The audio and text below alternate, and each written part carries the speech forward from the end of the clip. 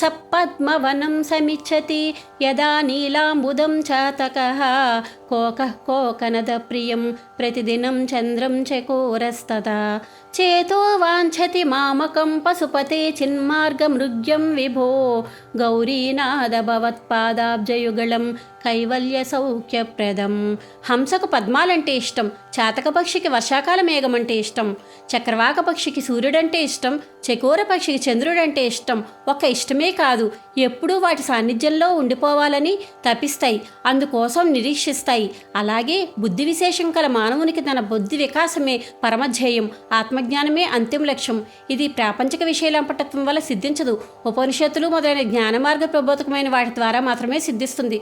ముందర అంతఃకరణ శుద్ధి చెందాలి. అందుకోసం జ్ఞానానికి కైవల్యానికి ఉత్పత్తి స్థానమైన శివుని పాదార విందాలు ఎందే మన చిత్తాన్ని నిమగ్నం చెయ్యాలి అనే సూచన భగవత్పాదులు ఈ శ్లోకం ద్వారా తెలియచేస్తున్నారు.